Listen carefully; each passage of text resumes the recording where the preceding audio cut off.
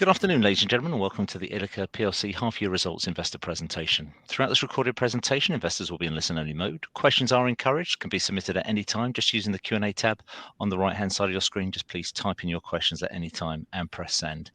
The company may not be in a position to answer every question received during the meeting itself. However, the company will review all questions submitted today, and where appropriate, we will publish those responses. Before we begin, we'd like to submit the following poll, and I'm sure the company will be most grateful for your participation. I'd now like to hand over to CEO Graham Purdy. Good afternoon, sir. Thank you for that kind introduction, Mark. And many thanks to everybody that's taken the time to listen to this presentation. I'm joined today by Jason Stewart, our new CFO, who is just getting his feet under the table, and he will be co-presenting with me today. Good afternoon, all.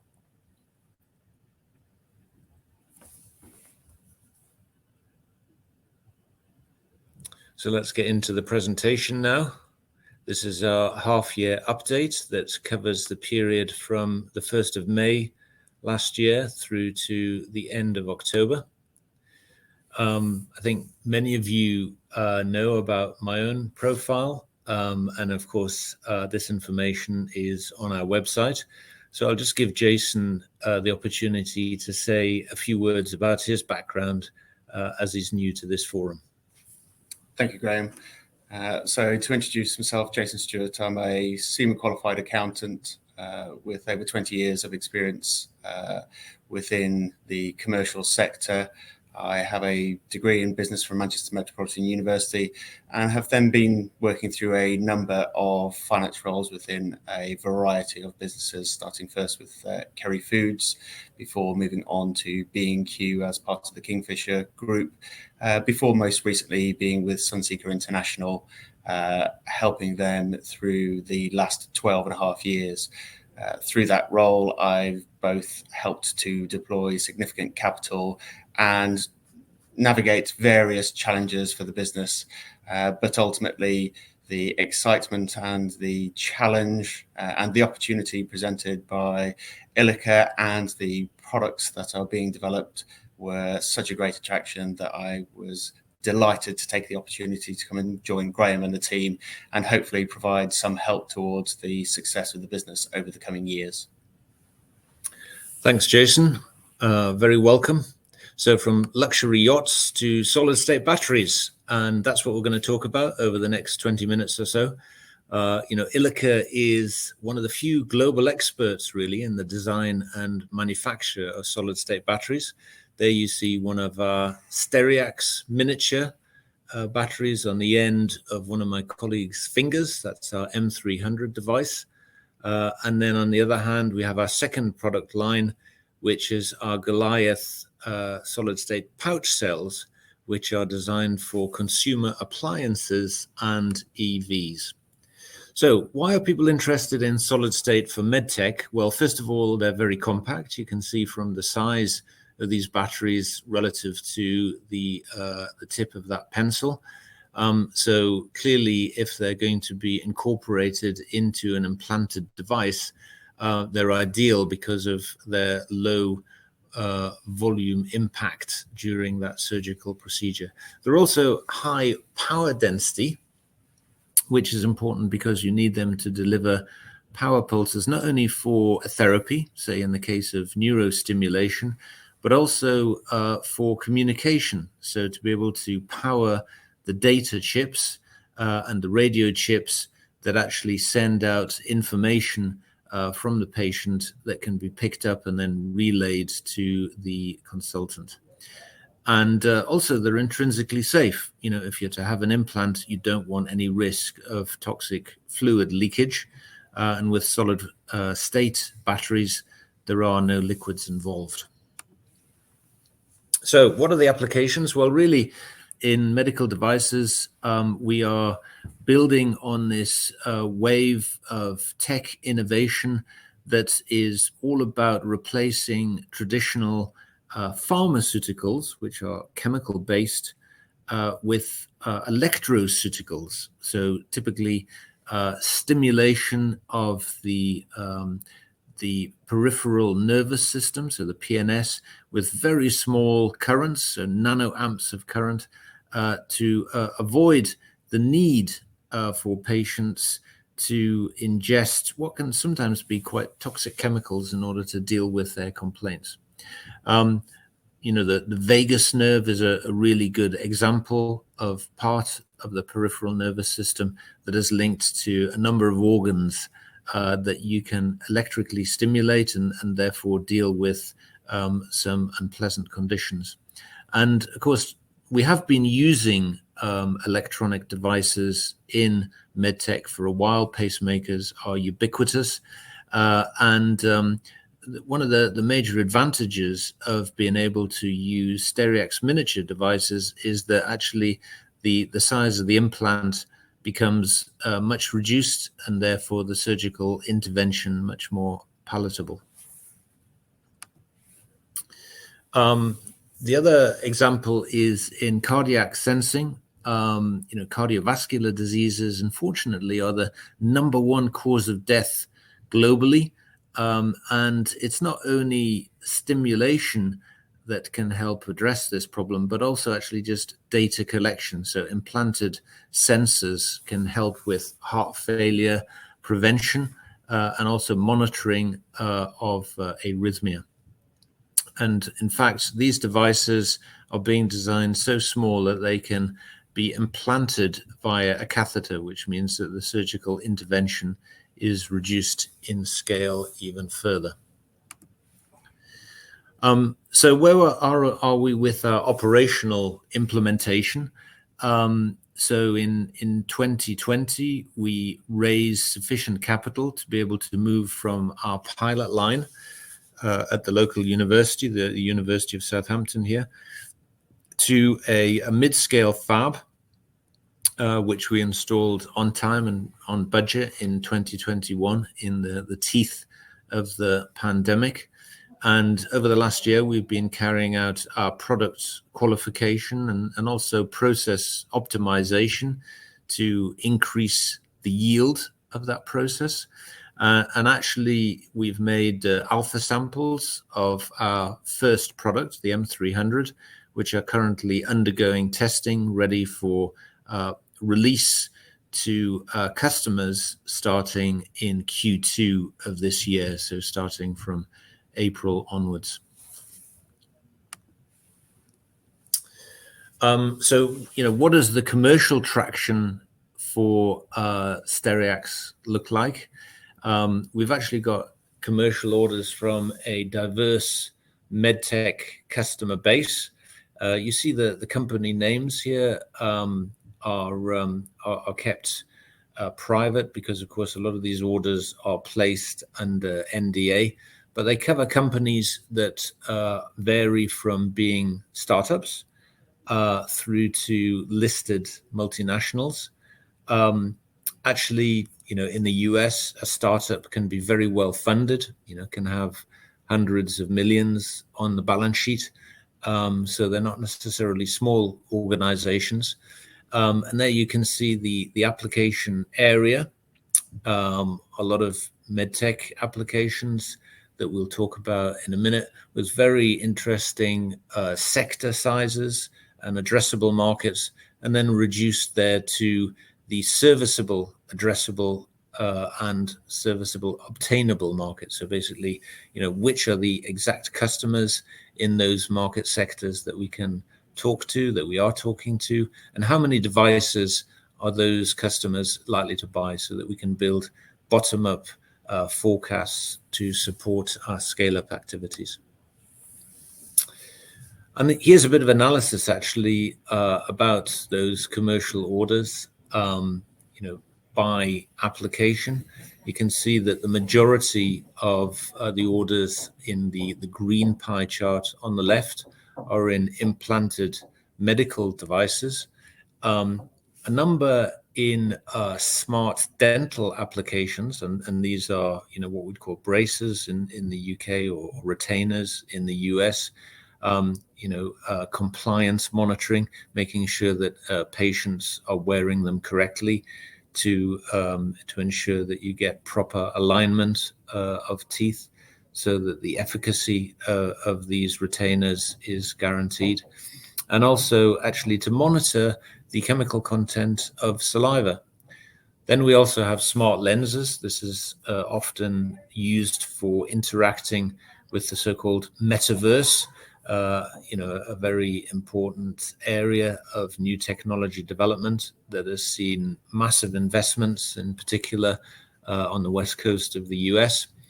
And then some other miscellaneous opportunities, typically in industrial IoT applications, ranging from aerospace through satellite applications and some other industrial deployments. And then on the right-hand side, you can see actually the jurisdictions that are key for our business development efforts. The vast majority of these orders have come from the US, so actually about 3/4 of the orders, with the remaining ones in Europe. So really the pipeline dominated by US medtech opportunities. And the pathway that we have to navigate for medtech is a reasonably long one. Typically, it takes about 5 years to get products to market, to get regulatory approval. And so clearly we need to make sure that we manage our cash through this period as we're supplying relatively low volumes of batteries in the initial years, through preclinical trials, the first human trials, through to regulatory approval, and then mass production. And of course, the ultimate end markets for a lot of these applications are very large, as we've seen, in fact, larger than the capacity of the UK facility that we've got. And therefore, we need to make sure that actually we support our customers on this journey through to full market commercialization. What does our business model look like? Well, we have a mid-scale fab manufacturing facility right now that we're using for the vast majority of the process steps, although we are outsourcing some of the steps where it makes sense at lower volume production that we're at right now, before forming the batteries, testing them, and dispatching them to customers. But as per our announcement on Monday, we've entered into a tech transfer agreement with Cirtec in the US that's allowed us to accelerate our licensing model. This is ultimately where we wanted to get to as an organization, where ILIKA remains the design authority, effectively selling the IP or licensing the IP. In fact, as part of this arrangement, we will retain the responsibility for manufacturing the cathode, which is perhaps the most proprietary of the steps in our process. Cirtec will carry out most of the manufacturing, including in particular the micro fabrication activities, before we wrap up with the forming and testing of the cells. And this is a business model that we believe will allow us to significantly scale our business. So we're very excited about the MOU that we've signed with Cirtec Medical. They're an industry-leading, vertically integrated outsource partner for the big medical device OEMs, who actually outsource platforms as well as components to Cirtec for manufacture. And we plan to transfer the manufacturing that we currently have in the UK from our facility to their much larger facility in Massachusetts, in Lowell, Massachusetts, which is a large thin film facility that they've built up there. So in terms of the benefits to ILIKA and our shareholders, it provides validation of Stereax's capabilities. It's a manufacturing partnership with the economy of scale that we know we need in order to push down the cost of manufacture, while going hand in hand with an ability to ramp production. And also, of course, they have a substantial and very skillful business development team that's capable of bringing additional momentum to the activities that we've initiated through building the pipeline that we were just looking at. So in terms of next steps, actually, there's a show coming up called the MD&M show that we'll be doing some joint marketing at in California at the beginning of February, from February the 7th through to the 9th in Anaheim. We will be completing our contract in the coming months and, of course, initiating transfer of the technology to bring this through to commercial conclusion. So, in summary, for the first half of this financial year, the highlights for Stereax, we've launched that program for product qualification and process optimization, heading towards commercial release in Q2 of this calendar year. We've got these 21 orders from 18 customers, as we've seen, mainly for medical devices in the US. And most recently, we've signed this MOU with Cirtec Medical to allow us to transfer manufacturing under license. So let's now start talking a bit about Goliath, so our large format solid state batteries. So why is Automotive interested in this technology? Well, first of all, actually, the compactness of the technology is very attractive. It occupies half the volume of standard lithium ion, so it enables more attractive designs, smaller designs in vehicles, and also the high temperature tolerance of Goliath allows designers to reduce that pack size and weight, so ultimately confers a greater range on the vehicles that use solid state batteries. It's also non-flammable. It doesn't have any flammable liquid in it, so Goliath solid state batteries are intrinsically safe. And also there are some environmental benefits. So as time goes on and a larger number of batteries enter the market and some reach the end of their life, we have to have a robust strategy for recycling those cells. And the attraction of solid state is that once we've stripped off the outer packaging, we're able to crumble and granulate the batteries more readily, and then extract the metals, put them back into the supply chain using standard recycling technology.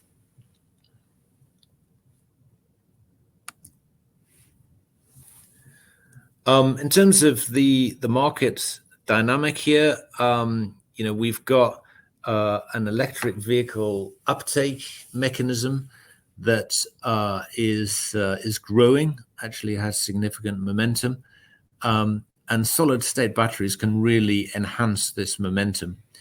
It can allow designers to overcome range anxiety because we're getting that extension of range that we talked about, a very robust battery life, so a larger number of cycles, and also overcome any safety concerns. So where are we in terms of technical readiness? Here we've got an updated technical development program, hopefully a little bit simplified relative to previous charts that we've shared. So we've achieved an energy density of about 100 watt-hours per kilo. We're ramping that up to a data point that we're calling D4, which will be closer to 200 watt-hours per kilo. And that will be at a level that then becomes interesting for us to productize with our product P1. So effectively, that's the same performance, but is capable of being manufactured in batches that allow us to send out reproducible pouch cells to customers for their validation and testing. We'll then be moving on through lithium-ion equivalents towards the end of the year through to what we call D8. which will then be sufficiently powerful to be able to support our first product launch, which is our MVP, minimum viable product, which will be turned into a process that will support manufacturing volumes. In parallel with this work, we've been trialing processes on larger scale equipment or production intent equipment, including roll-to-roll processes like you see pictured on the bottom right of this chart. So where are we going to sell our cells in the first instance? You've heard us talk about, high-end vehicles, high performance and specialist vehicles in the past.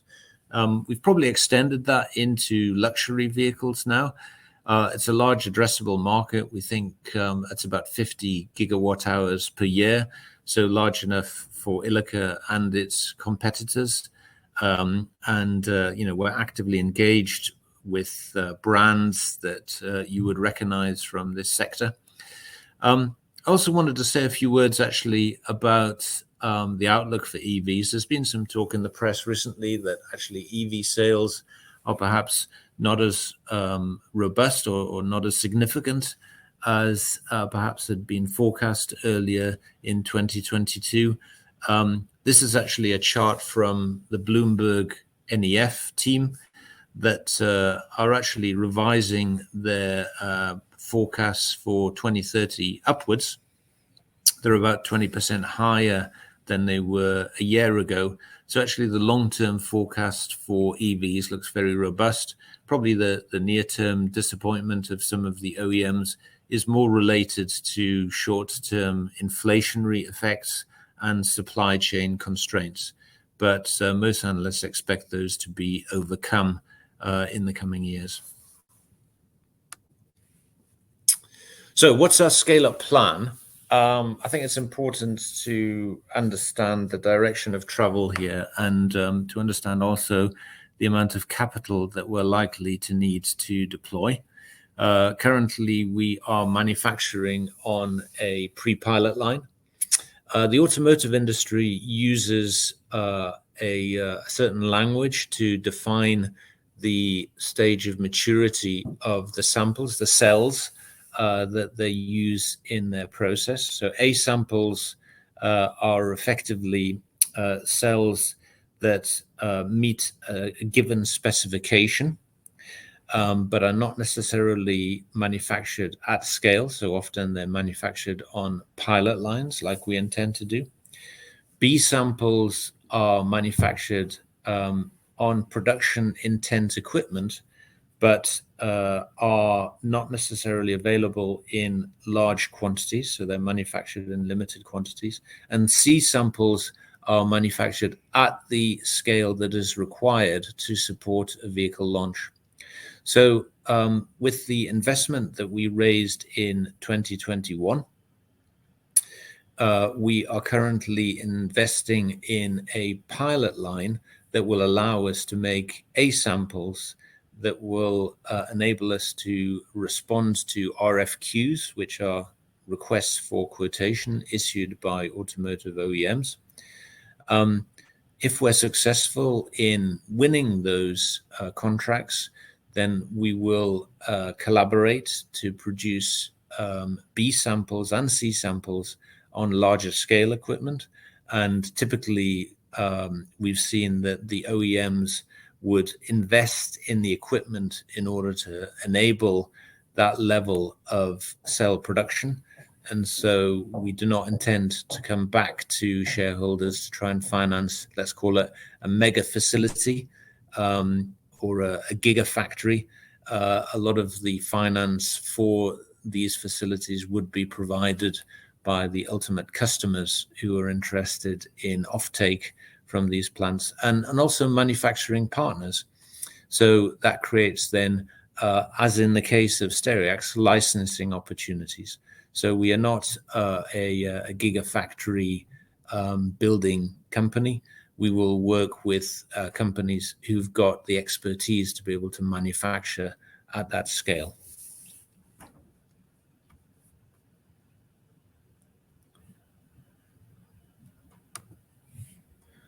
In terms of commercial interactions, we've met with most of the global automotive OEMs across different countries and sectors. We have participated in RFQs to understand timelines and the scale of demand. We will be issuing commercial quotes with our P1 product at the end of 2023.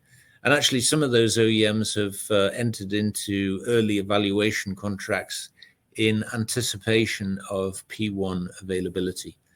And then, of course, further partnerships and grant support is being pursued, and there'll be some news flow associated with those interactions as we move forward this year. So in summary, in the first half year, we have increased energy density for our Goliath cells by over 80% over the last 6 months. We've launched these scale-up studies, one of them an equipment design study with Comau that's given us lots of insight into the type of equipment that is needed in order to manufacture at scale. We've carried out an economic feasibility study with the UK BIC, which has demonstrated the feasibility of manufacturing at mega scale at their facility in Coventry. And we've also carried out a series of manufacturing equipment trials with equipment vendors. We've also continued that interaction with both automotive, but also consumer appliance OEMs. So, Jason, this is our half-year results. So if you could trot through the numbers, I think that would be useful. Thank you, Graham. So just to review the financial results for the half year, the turnover position of 0.2 million is flat year on year from the same half 2021, and once again resulted from funding in respect of 3 ongoing grant-funded projects as part of the evaluation matrix. And we will continue to seek further opportunities for that through the latter half of this financial year and, as Graham said, into next financial year. With regard to the EBITDA loss of 4.1 million versus 2.7 million in the prior year, this is a reflection of the increased operational costs associated with Stereax manufacturing fab facility, which was fully expected as that facility came fully online and up to speed to our capacity expectations. And although that is in line with our expectations for the performance, it does reflect the increased cost base that we're seeing nationally across the UK with expensive energy prices and increasing inflation. So in line with our expectations, despite those external factors pushing the cost base up. And the cash balance at 18.6 million is in line with our expected drawdown on the capital, both for the consumption required for operating costs, but equally with the deployment of capital towards the Goliath development program, as we discussed. Thanks, Jason. So let's just wrap up with a bit of outlook here. So what can you expect over the coming months? Well, first of all, delivery of the initial batch of M300 samples in Q2 of this year. We'll be progressing that Cirtec relationship through the joint marketing activities we were talking about, and also moving towards contract completion and tech transfer. And of course, we'll be continuing to mature that Goliath technology with partners through the defined technical milestones that we covered earlier.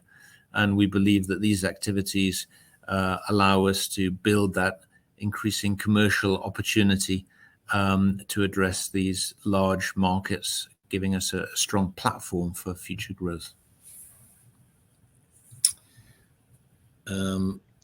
So I think that wraps up the presentation, and happy to move over. That's great, Graham. Jason, thank you very much indeed for updating investors this afternoon. Ladies and gentlemen, please do continue to submit your questions using the Q&A tab just situated on the right-hand corner of your screen.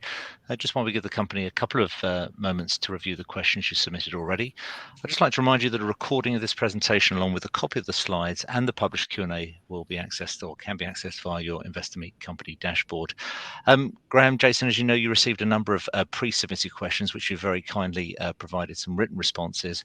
And of course, you've got a number of questions that have come in on that Q&A panel on the right-hand side.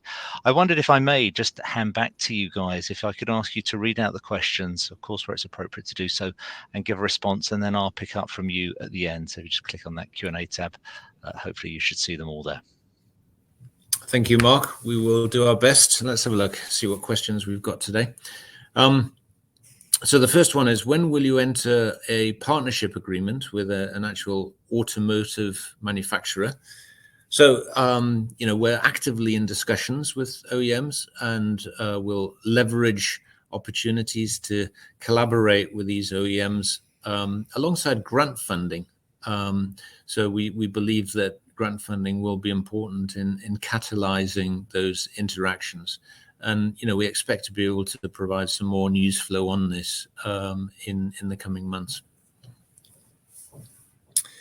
The next question is, 2 years to OEM prototype for Goliath is way too slow. Why can't you go faster? Well, look, we have a very dedicated technical team working on this technology. Actually, the feedback that we've had from people in the industry that are active in this field is that actually this rate of innovation is realistic and entirely aligned with the roadmaps of the automotive companies. Unfortunately, this type of new technology development does take time to mature. But we believe actually that we're moving at a competitive pace.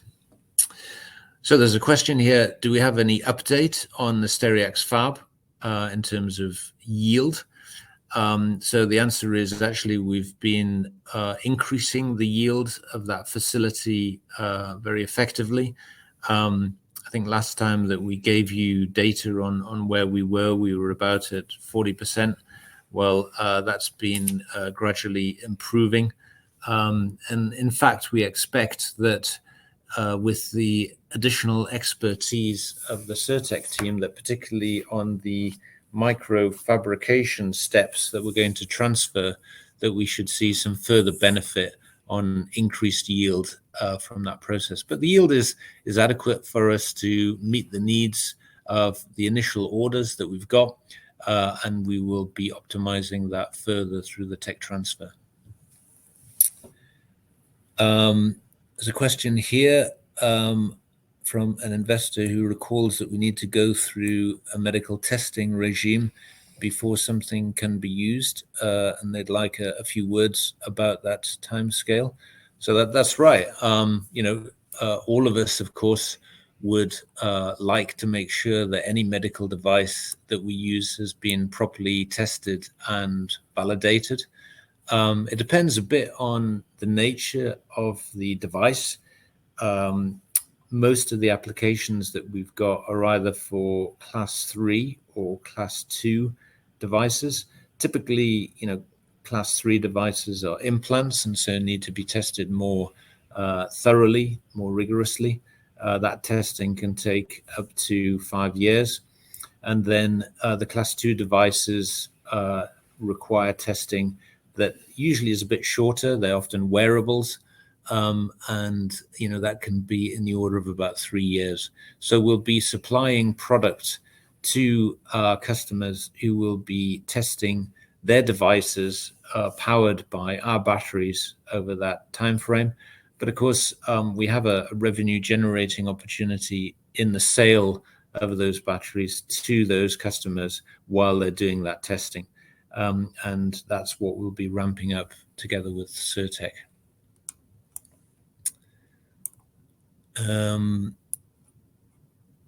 Let's have a look at some others. Question here, are we seeing any new technologies that might compete with Stereax? So yeah, we are we're monitoring that very closely. We have a function within the company that is responsible for updating competitive landscape. I would say, the competition really comes from a couple of different angles. One of them is miniaturization of existing technology, so conventional lithium-ion technology. This is, getting down to pretty small sizes, but is intrinsically limited in terms of energy density because of the weight and size of the can. These are often cylindrical devices that look a bit like miniature AA batteries. And clearly there's a limit to how small you can make these containers. Effectively, they become more container than active material at a certain point. But also solid state has got the advantage of being completely solid and more safe. The other area of competition comes from something called MLCCs, which are multi-layer capacitors or ceramic capacitors. They typically act in situations that require a high power, but have got a lower or shorter energy storage life, so that they're reasonably leaky in terms of draining over time. So you charge them and they don't really hold their charge as well as batteries. So if you don't need to hold charge for a very long time, then sometimes MLCCs can be very effective. There's a question here, are you looking for other industrial applications for Stereax batteries outside of aerospace? Is that what is shown as the other 17% in the pie chart? Yeah, so actually a lot of those other applications are miscellaneous industrial applications. And that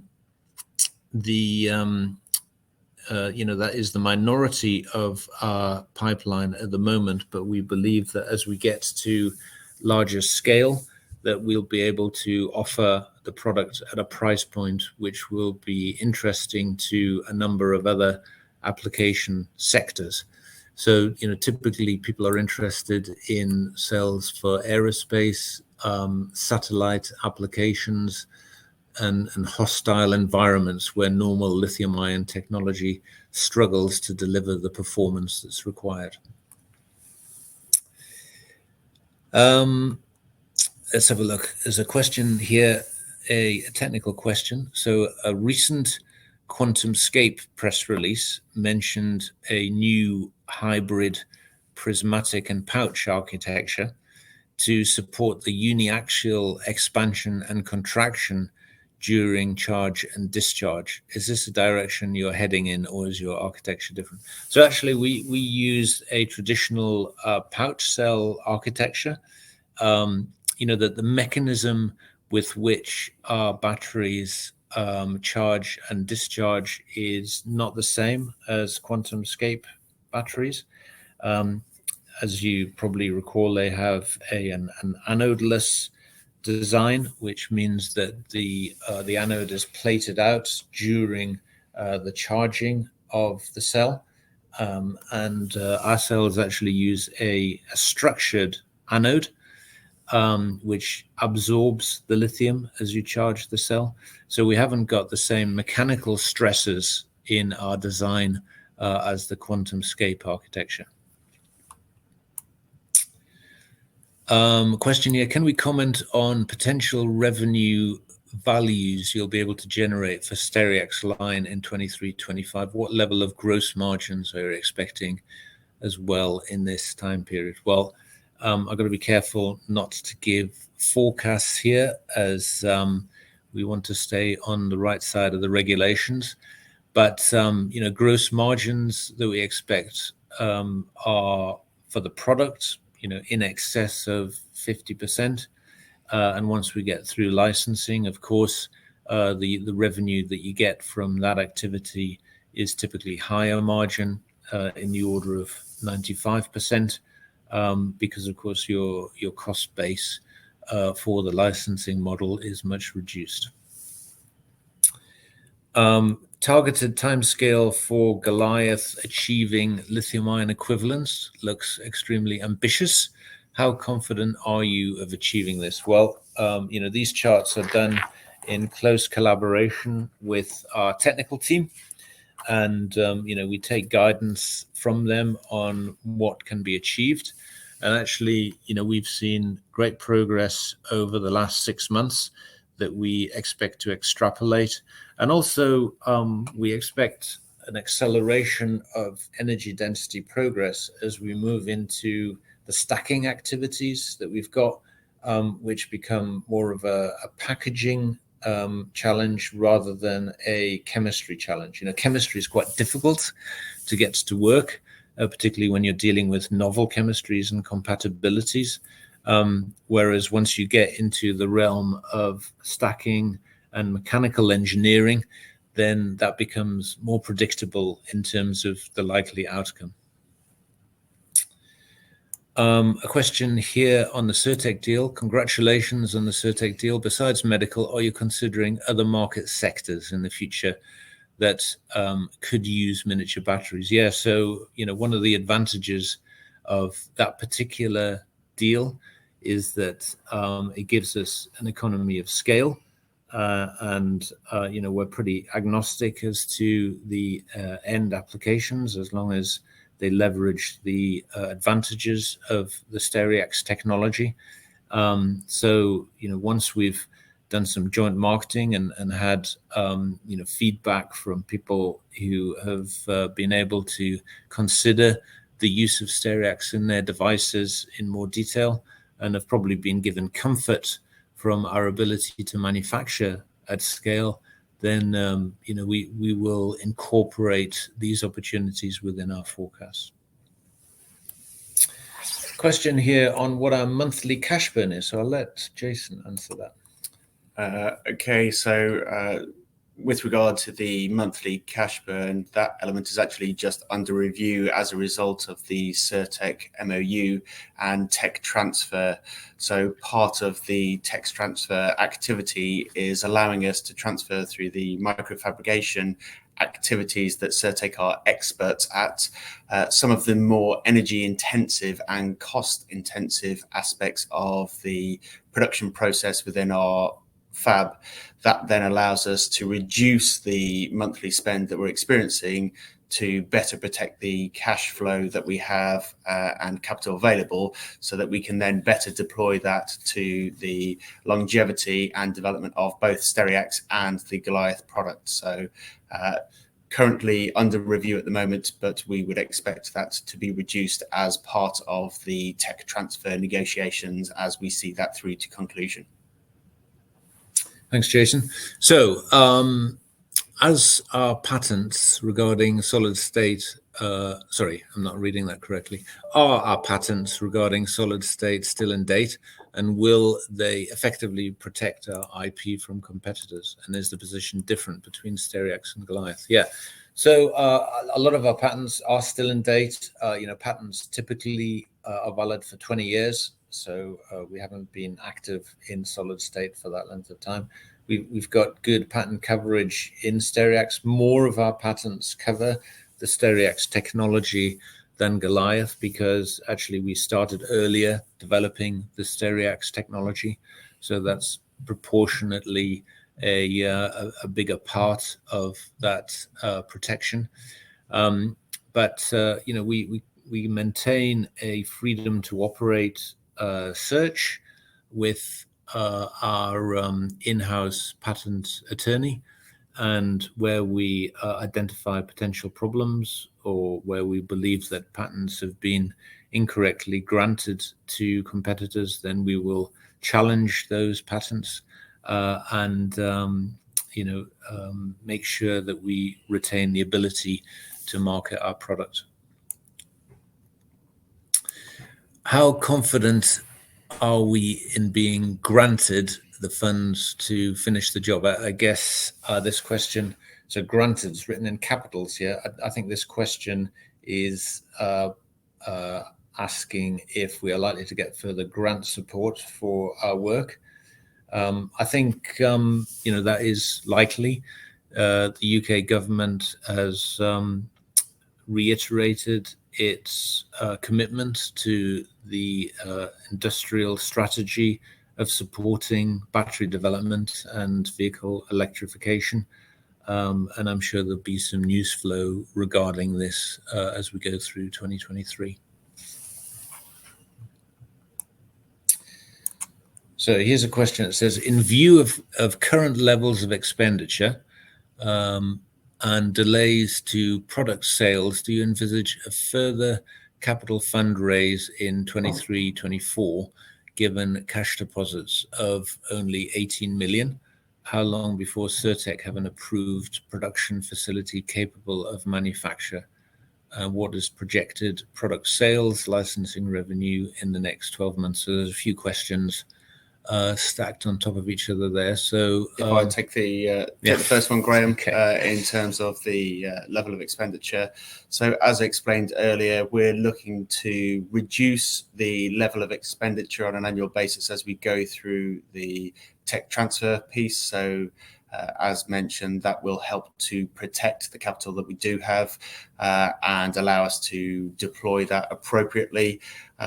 Although we have always said through the Goliath scale-up process, as we move to the scaling from our pilot line to the more industrial applications, we will have to deploy capital into machinery to make sure that we are proving that will operate at scale. And that's where we will be looking to utilize our capital to best effect. And ultimately, as we are looking to go to sort of the final stage with automotive OEMs, we will probably need to look for additional funding, but hopefully to do that with news around an OEM partner that is coming on that journey with us. So no need for additional capital in the immediate future, and looking to shepherd our capital that we do have for that term. However, as we look out into the longer term development to be able to bring the product to conclusion, we will need to review the needs to deploy further capital. All right, and it says, how long before Cirtec have an approved production facility capable of manufacture? Well, you have to bear with us on that. We're in the middle of a tech transfer discussion with Cirtec, so I don't want to preempt that. But needless to say, we're targeting early completion on that, and we expect that to be done certainly within this calendar year. And then finally, what's the projected product sales and licensing revenue for the next 12 months? Well, analysts who cover us are predicting, between 400,000 and 800,000 K in this financial year, which ends in April of 23, and then beyond that we expect to see a ramp up, particularly actually in grant funding.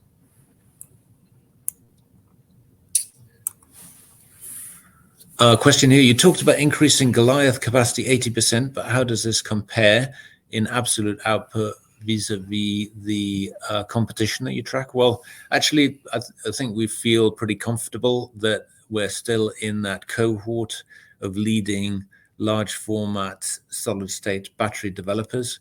And the fact that OEMs continue to interact with us and support us in our grant applications means that actually we must still have a competitive offering.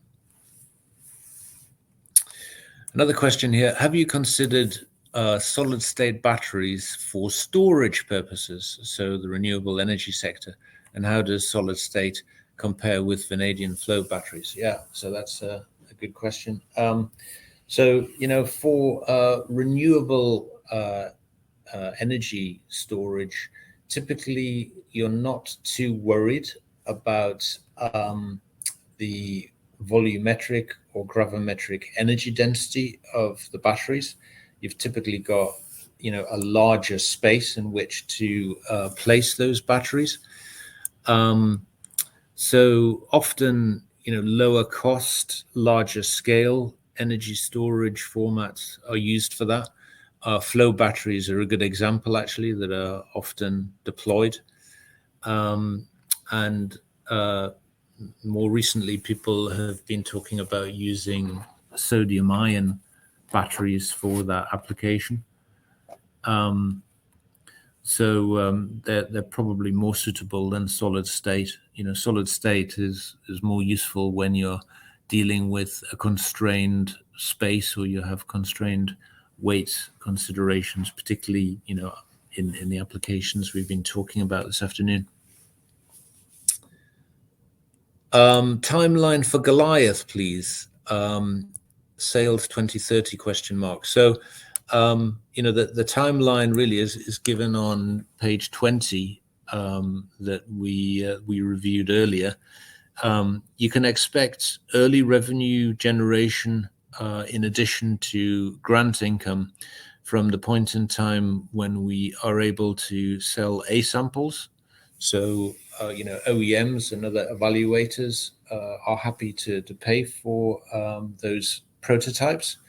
And then as you go through the different stages and get to larger volumes, obviously we're able to ramp revenue. So, significant revenue probably from 2025 onwards for Goliath. Question here, please could you talk about your choice of chemistry, i.e. solid lithium or silicon anodes, and why you chose that? Well, we've had quite a long history, a successful history of using silicon anode technology. I know historically, actually, a lot of commentators have said, well, solid state is really just the use of solid lithium anodes. But our Stereax cells use a silicon anode, and that's been very effective in increasing the cycle life of cells beyond that which we achieved when we used a similar construction and lithium anode architectures. And we've decided in our Goliath program to use a similar approach. So we find that by using a structured anode that we actually get a better longevity from the cells and also less expansion and contraction of the cells when you charge and discharge them.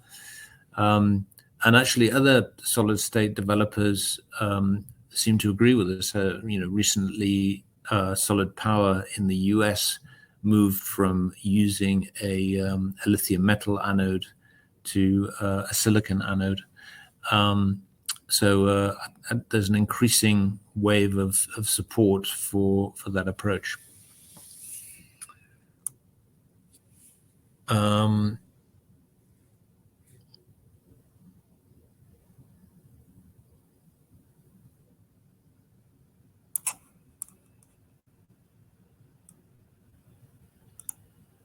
Let's have a look.